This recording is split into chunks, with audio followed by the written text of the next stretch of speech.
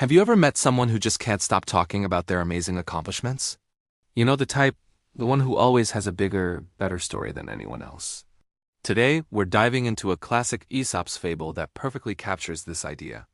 It's called The Leap at Rhodes, and trust me, its message is as relevant today as it was thousands of years ago. So the story goes like this. There was a man, let's call him Alex, who had just returned from a long trip abroad. And boy, did he have stories to tell. He'd sit with his friends and neighbors, recounting one incredible adventure after another. He claimed to have seen things no one else had seen and done things no one else could do.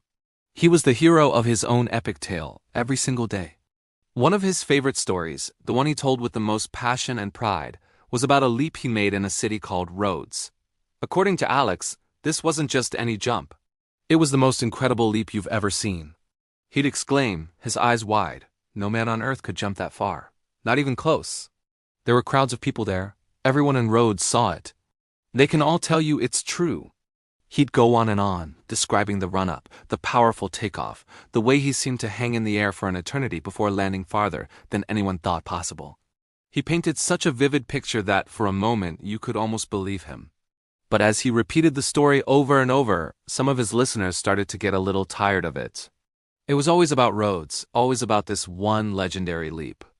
After hearing the story for what felt like the 100th time, one of his friends, a quiet and practical woman named Sarah, finally spoke up. Alex was in the middle of his usual performance saying, "I swear, if you could just get someone from Rhodes here, they would confirm everything." Sarah smiled calmly and said, "You know, Alex, we don't need to send for witnesses all the way from Rhodes." Alex looked a bit confused. "What do you mean?" Sarah gestured to the ground around them. "Let's just pretend for a moment that this is Rhodes. Right here, right now. You've told us how amazing your leap was. So show us. Jump for us right here. Show us how far you can jump." Well, you can imagine what happened next. A sudden silence fell over the group. Alex started to stammer.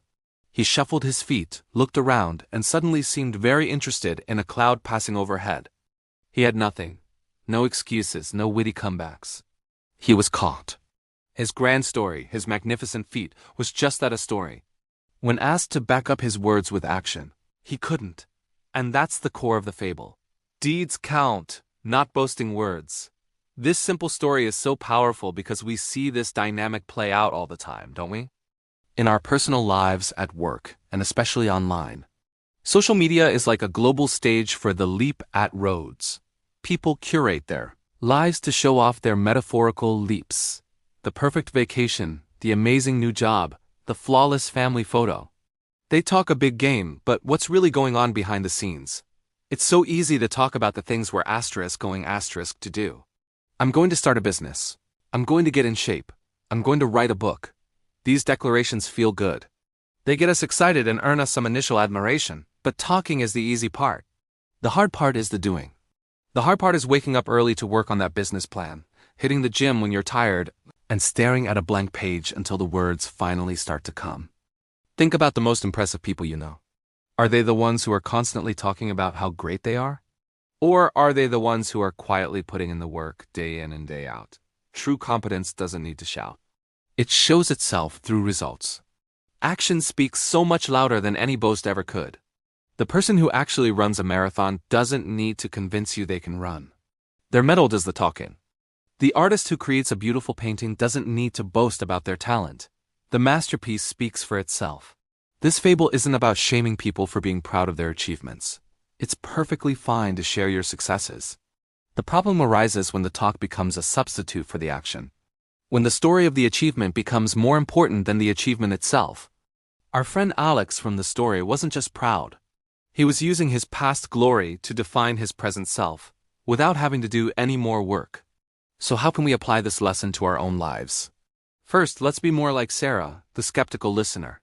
Not in a cynical way, but in a discerning way. When we hear someone making grand claims, let's look for the evidence. Let's value what people do more than what they say they can do. Be a little critical of the endless stream of perfect leaps you see on your social media feeds. Remember that you're often only seeing the highlight reel, the polished story, not the messy reality of the effort behind it. And more importantly, let's look at ourselves. Are there areas in our lives where we're all talk and no action? Are we boasting about a leap at Rhodes from our past instead of focusing on the jumps we can make today? It's a challenging question to ask ourselves, but it's a crucial one for growth. Maybe your Rhodes is a project you've been putting off. Instead of just talking about how great it's going to be, what's one small step you can take today to make it a reality? Maybe your leap is a health goal. Instead of just announcing your plans, could you go for a walk or choose a healthier meal right now? The moral of the story is an invitation. It's an invitation to be authentic, to build our self-worth on a foundation of real actions, not inflated stories. Let your work, your effort, and your results speak for you.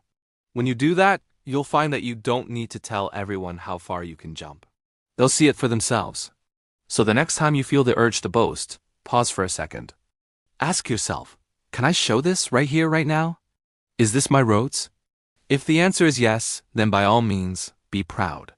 But if the answer is no, then maybe it's time to stop talking and start training for the jump. Because in the end, it's the deeds that define us, not the words. What do you all think? Have you ever met a real-life leaper from Rhodes? Or maybe you've caught yourself doing it. Let me know your stories in the comments below. I'd love to read them. It's a conversation worth having.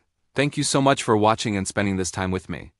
If you enjoyed this little dive into ancient wisdom, don't forget to like this video and subscribe for more. See you in the next one.